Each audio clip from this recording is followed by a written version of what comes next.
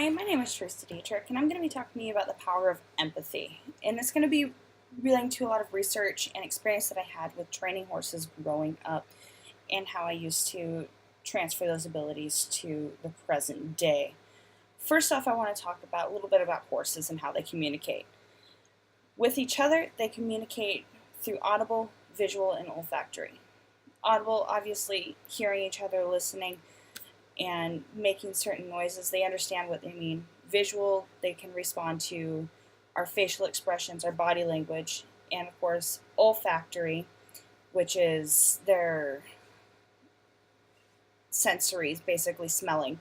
With auditory, they can hear long distance, they can hear up close. They can hear and feel our muscles move, whether we're riding them or even just a slight adjustment in our body as we stand in front of them. How they respond to that. If they're paying attention to you, their ears will perk forward. If they're angry, they will perk back. Why is this unique? Because we can actually see how they're responding to what we're doing and how we're interacting with them, which is something very unique because as humans, we really don't have that capability of showing that much emotion or showing that much of attentiveness with how we're reacting. With visual, they can see everything. With the exception, they have a very small blind spot in the front of their face, and with that, they're relying on their other senses to be able to see. So their vision is kind of limited. They can see up to 180 degrees to the sides, and this allows them to sense a lot more. With the visual, they can see those different muscle movements that we make and our different reactions as well. So they're able to respond appropriately. Like we said with the audible, when they see us reacting, they almost act as a mirror for us. And it's also to the olfactory sense, which is our sense of smell.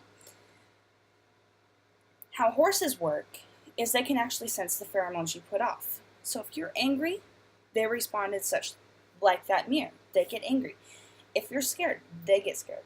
If you're happy and excited, they respond the same way, which is very unique because very few animals can actually smell or decipher those different pheromones that we put off, or any animal puts off. And this is something that they have developed over the course of multiple generations and thousands of years of evolution, and something that has continued to develop. With these different reactions, like I said before, if a person is happy, the horse is going to naturally relax and be more attentive to what you're doing. Fear, they tend to do the fight or flight response. They don't want to be anywhere near that kind of fear. And why this is unique is because, again, they act like a mirror. And they're able to communicate and connect to us on a whole nother level that human to human cannot. Horses are very understanding, and they use that to connect. With that connection between human and horse, there's a lot of unique bonds that end up happening. You can end up training a horse to be a companion or an antidepressant, actually, and it creates a lot of different emotions that can happen.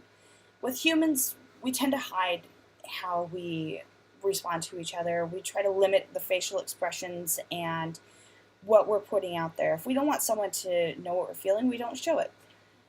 We can't do that with horses at all. They are our mirror. Anything we feel, they will feel. Anything we do, they will respond. If we go to ride a horse in a complete relaxed manner, they're relaxed and they're more attentive. If we go in scared, we tense up, they do the same.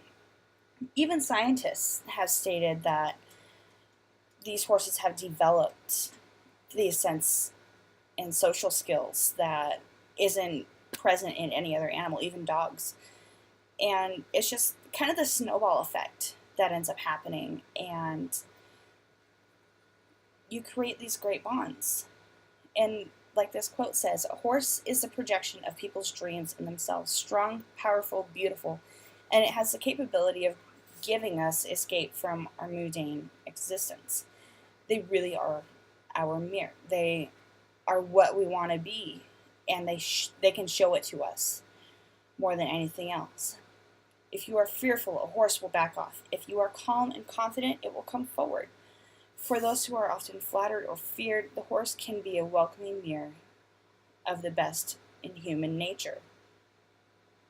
I want to see the best in me, and I know someone else wants to see the best in themselves as well. My point is, moving forward, even just practicing with a horse or being around one, it gives you that sense of connection, which can help with empathy and being more understanding of others, which this day and age really doesn't happen at all. Empathy is seeing with the eyes of another, listening with the ears of another, and feeling with the heart of another. That kind of connection that never happens, or very rarely happens. And it's something that we really need to bring back into society.